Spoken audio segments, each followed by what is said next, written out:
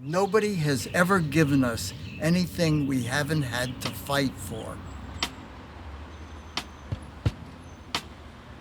We're not different. You take me apart in chemicals, I am exactly the same as any heterosexual person. But for some reason, the universe has chosen to have me be who I am. I think if I fought the universe, I would be out of place in this universe. I have to be who I am. And I have been.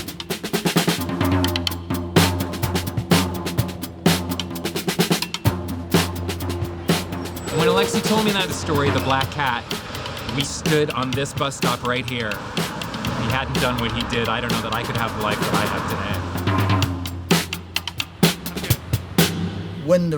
When the New Year's Eve raid happened, two people kissed. This is in the Black Cat, so I'm going to preface that so people know what I'm talking about. This is where the stage was. So you wouldn't be outed. The windows were always painted out. You even watched when you went into the bar. And it was more than just a place to socialize. It was a place to be where we felt safe. Because it was New Year's Eve. Old Lang Syne had been played and everybody sang it. Two people started to kiss. In those days, it was against the law for two men to kiss. Undercover police came into the bar. They saw what was happening. They thought that that was lewd conduct.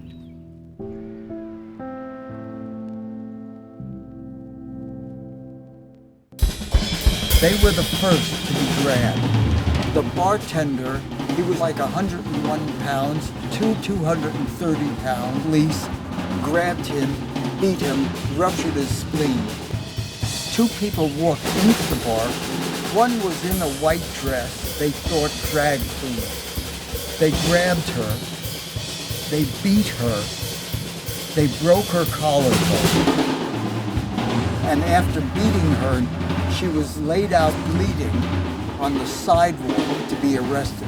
People ended up in the hospital. Police brutality. That's what we were facing. But what it did is I was inspired because I've lived through it. Now, my father was killed in the Ukraine.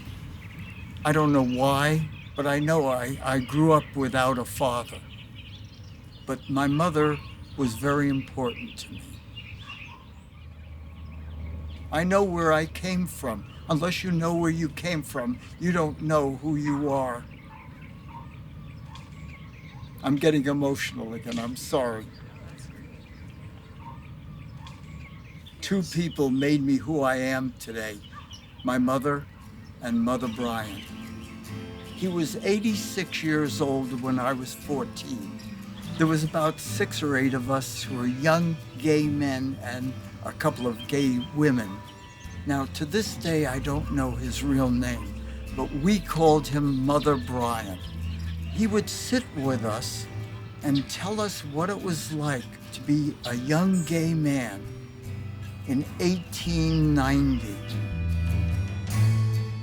In those days, and even when I was younger, they just didn't want us around. We were considered psychiatrically unbalanced. We could be put into a mental institution, go through shock treatment, and be chemically castrated for being gay.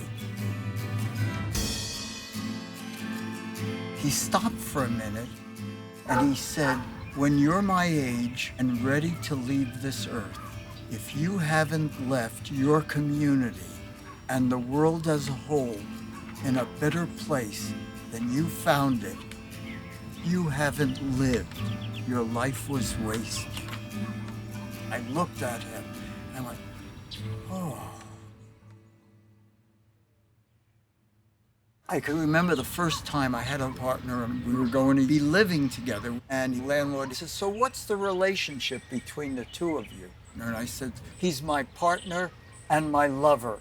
I looked at my partner and his mouth was hanging open. And the landlord looked at me and he says, okay, here's the keys. And I stood there and I closed my eyes and I looked up and I said, thank you, Mother Brian. I will never lie about being gay again. So I had to tell that story. Now I'll go back to California.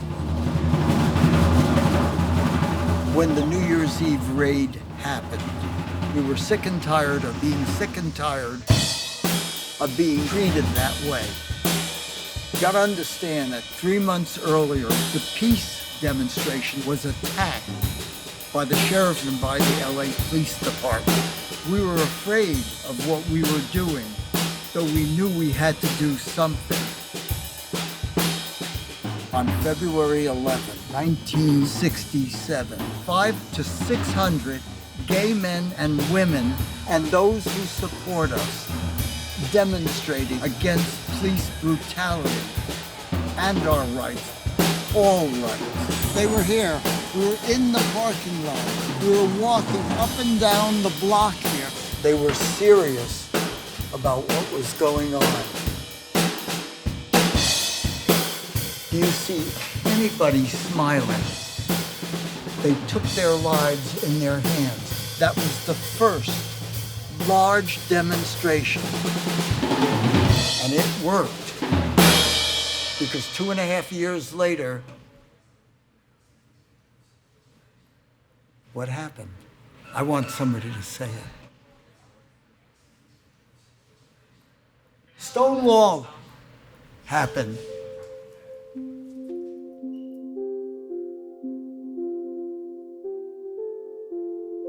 You have Bunker Hill, you have Gettysburg, you have Selma, Alabama. We have to have a place. What the fuck, you know? We never die, we never die, we never die, we never. Look right here. That's a history. These people were afraid because they were gay. No more. We're not going to take that anymore. Lex, if you hadn't been so brave and so bold in doing what you did, I wouldn't have my life. You and the people who were around you in that time saw a future where I could be free, and you made that happen, so thank you. Thank you. It humbles me.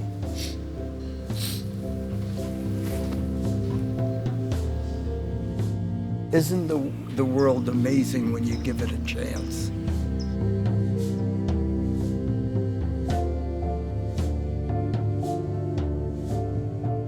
And I'm proud of who I am. I have to say, I'm gay and I'm proud. And I'm proud of other people who are not gay. People who make a difference to me.